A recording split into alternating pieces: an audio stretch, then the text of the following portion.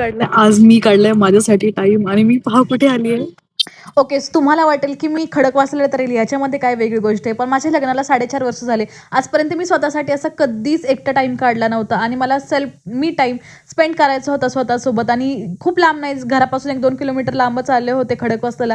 पण सकाळी 9 वाजले होते, मी एकटीच आले होते आणि इतकं छान वाटत होतं. मी नेहमी कोणा ना कोणाबरोबर, जावांबरोबर, नवऱ्याबरोबर कुठे ना कुठेतरी फिरायला जाते, पण असं एकटा मी टाईम स्पेंड करायला मी नेहमी मिस करत होते.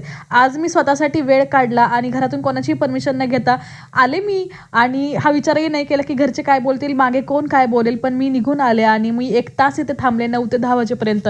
इकडे आले, मस्त मॅगी खाल्ली, चहा पिला, इथे सुंदर असं वातावरण एन्जॉय केलं, इतकं छान वाटत होतं. मला ना असं मोकळं राहायला खूप आवडतं. माझ्या चेहऱ्यावरती तुम्ही आनंद बघू शकता की मी किती खुश आहे की मला स्वतःला मी टाइम स्पेंड करायला भेटला. हा मी कधी, आणि खरं सांगायचं तर ना, मला इतर वेळी नेहमी असं वाटायचं की कोणा ना कोणासोबत तरी जावं. आज ना मला अजिबात असं वाटत नव्हतं की कोणतरी सोबत पाहिजे होतं. इतकं मला छान वाटलं होतं आणि मी इतका छान टाइम स्पेंड केला. यामुळे मी स्वतःवर इतकी खुश होते की आता माझ्यासाठी मी कॅडबरी पण आणली, स्वतःलाच बक्षीस दिलं की वाह, तू छान काम केलं आज, असंच काम तू स्वतःसाठी करत राहा. माझा हा आनंदाचा क्षण मला तुमच्यासोबत पण शेअर करायचा होता. हा व्लॉग तुम्हाला कसा वाटला हा मला कमेंट करून प्लीज नक्की सांगा आणि तुम्ही सुद्धा स्वतःसाठी मी टाइम नक्की काढा.